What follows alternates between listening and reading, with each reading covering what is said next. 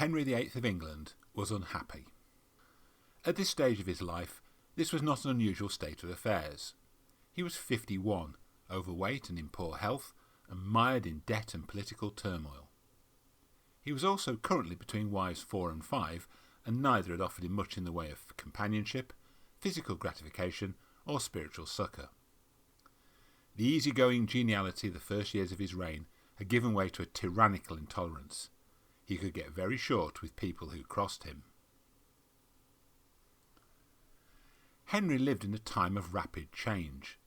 The huge explosion of new political, cultural and social thinking, known as the Reformation, was sweeping through Europe, fuelled by increasing literacy levels. Henry's obsession with securing his dynasty, and his overactive loins, had led to him taking an extreme interpretation of these new ideas, splitting from the Roman Catholic Church and denying the supremacy of the Pope. He wanted very much for Scotland to follow suit, but their young king, James V, his own nephew, was proving obdurate and cautious on the matter. James had his own problems. Scotland had long and rightly been wary of its larger and more populous southern neighbour. One way of keeping the English at bay was to ally with a nation bordering England to the south, France, their old nemesis. James's reasoning was that the threat of encirclement would ensure England would keep at peace with both Scotland and France. Unfortunately, James had miscalculated the depths of the antipathy between England and France. By 1541 they were at war, and James found himself in the difficult situation of being simultaneously allied to two countries that were fighting each other. Clearly he would have to choose between them. Henry obviously pressed for an English alliance. James prevaricated. Henry invited him to come to York for a big summit where all these difficulties could be talked out and smoothed over. James agreed, but then, pressured by the French, didn't turn up. Henry was incandescent with rage. Not only was this extending his political troubles, it was rudeness on an epic scale.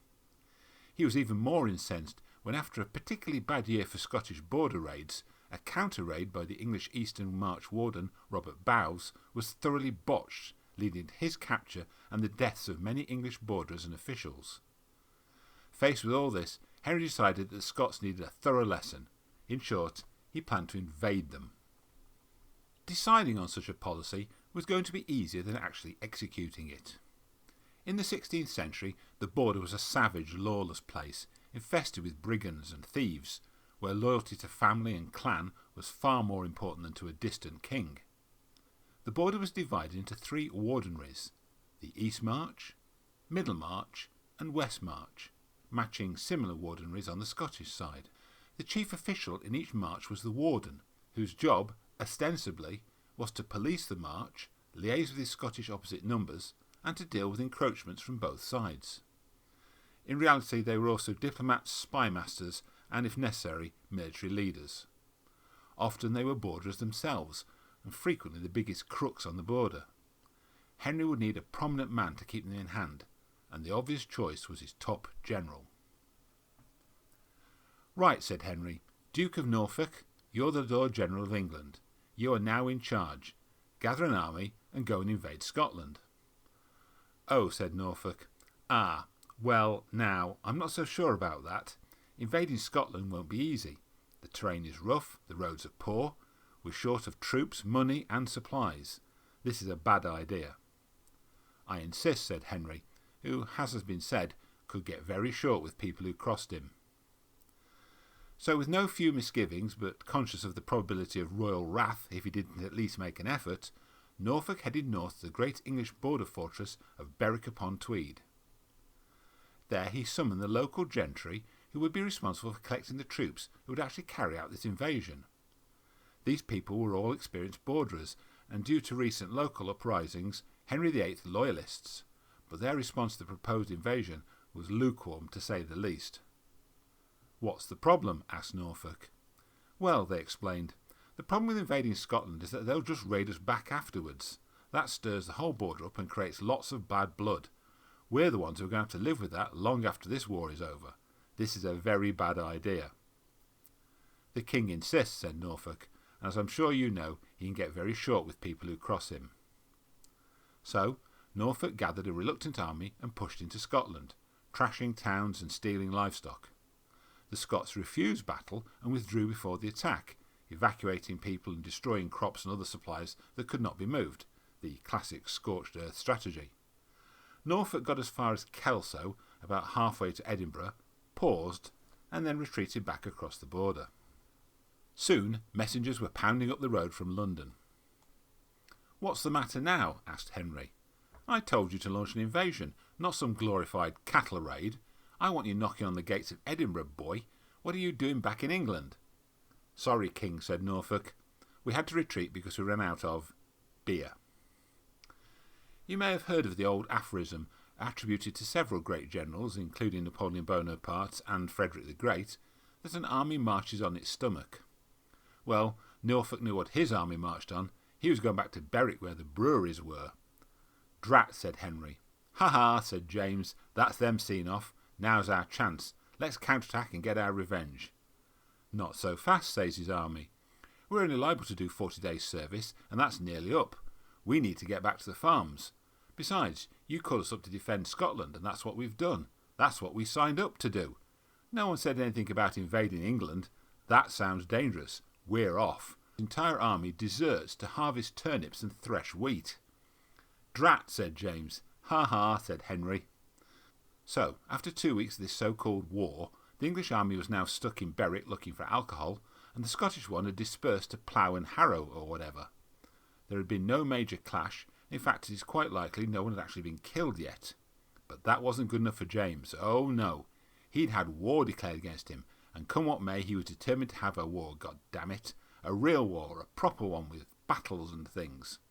So, he made use of a geographical oddity of Great Britain. The main mountain range in England is the Pennines, a long raised area running north to south along the spine of the country from the top to the Midlands. The Pennines are not very high, more hills than mountains, but they are pretty rugged, making east-west movement across them very difficult. To illustrate the point, the main cross-Pennine routes were set up by the Romans, and we're still basically using the roads they laid to this very day. Conversely, Scotland's main hilly areas are in the north, the Highlands, which are generally pretty uninhabitable, because they're very cold and very wet, and the Cheviots, much more gentle slopes on the border with England. Between the two is the great wallowing Central Valley, where the majority of Scots actually live. The upshot of all this is that it is much easier for a Scottish army to move from east to west, or west to east, than it is for an English army. Accordingly, with a call on patriotic fervour, and no doubt the promise of large amounts of English loot, James successfully raised a new and more loyal army and marched them rapidly westwards, and then south into the English Western March, putting the Duke of Norfolk, still brewing and presumably swilling beer in Berwick, completely on the wrong foot. Henry had been outmanoeuvred. His main field army was out of position and unable to intervene. His only resource was the local forces of the West March.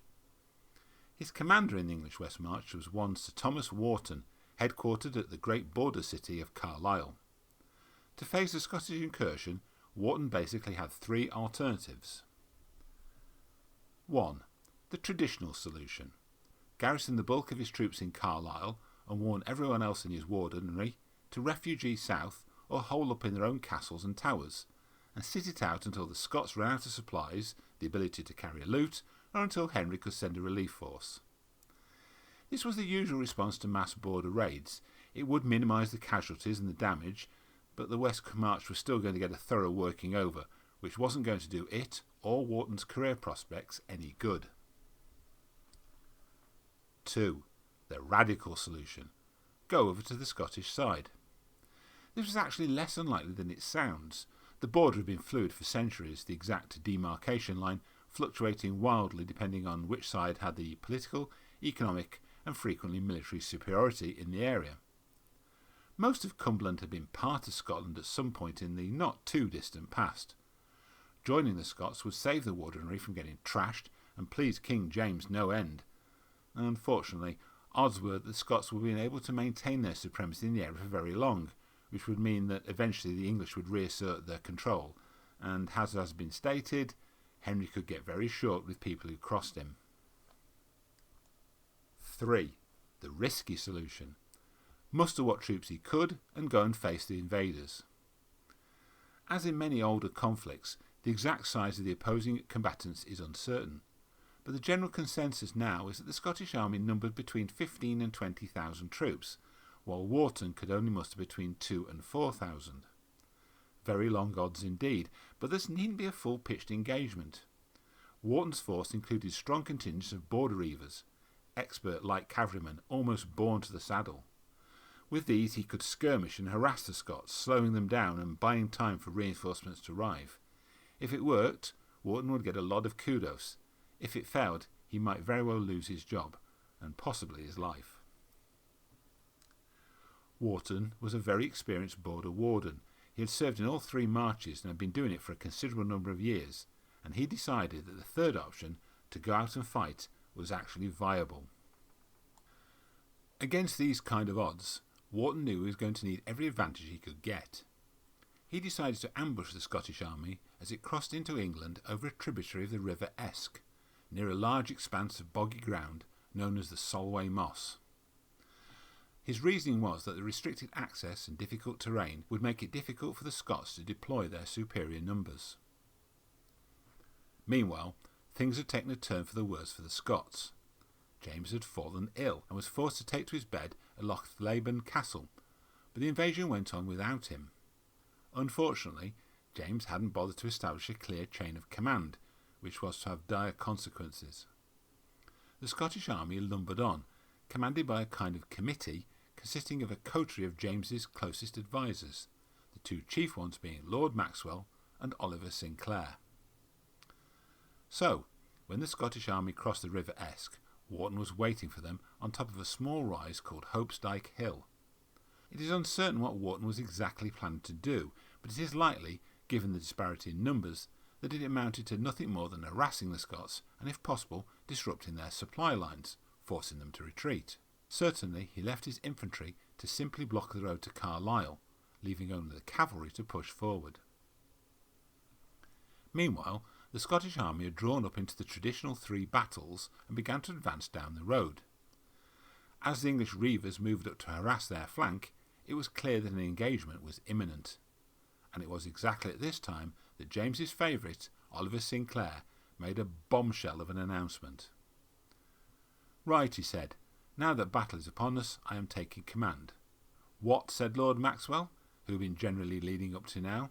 "How do you reckon that?" "Easy," said Sinclair. "James told me that you were to be in command while the army was moving and undertaking general operations, all the donkey work, but when it came to battle, I was to take over." "Well, he never told me that," replied Maxwell, "and as for doing donkey work, you, sir, are the ass." Unsurprisingly, while Sinclair's followers accepted this declaration, many other Scottish councillors refused to believe it, particularly, of course, Robert Maxwell. The Scottish army was effectively left leaderless as the great lords squabbled and bickered over who was supposed to be in charge.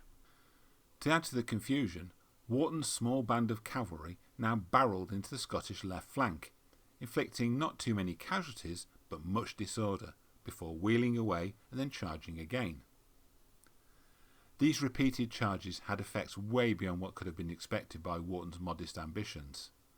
With no clear direction from above, and constant attacks on their left, the whole Scottish army began to slough to the right and into the marshy ground along the banks of the Esk, where they quickly became bogged down in the mire.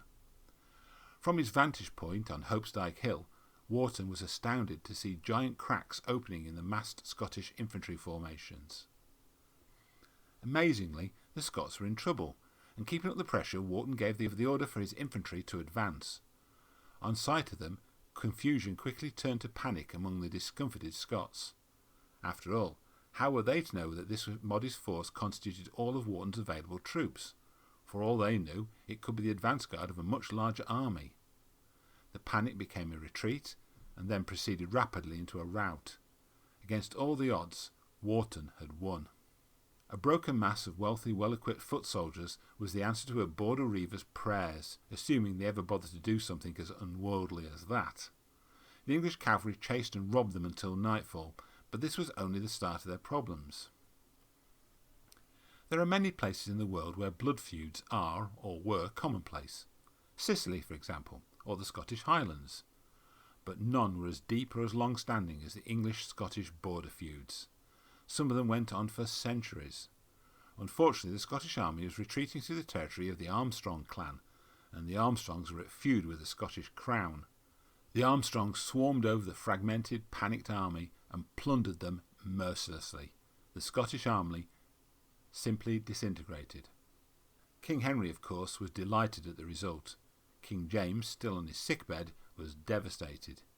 He was even more devastated to hear that his wife had given birth to a daughter, the future Mary, Queen of Scots, rather than a son. He got so depressed his health went into a complete spiral and he died at Fife on the 14th of December. For the second time in 30 years, Scotland was ruled by a regency council, rarely a good thing in a medieval country. Henry took full advantage, proposing marriage between his son Edward and the infant Queen of Scotland. Those Scots with any brains could see this was a thinly veiled takeover bid, and they rejected the proposal. Henry, who besides being short with people who crossed him, also had a tenuous grasp on how motivation worked, decided to encourage compliance by launching a series of massive punitive raids into Scotland, an event that was to become known as the Rough Wooing. The policy continued even after the old reprobate passed away in 1547, but of course it ultimately failed. Wharton was made a baron for his services and ultimately became the Lord Lieutenant of the North. But this was something he frankly deserved. Winning a battle at 7-to-1 odds is pretty good.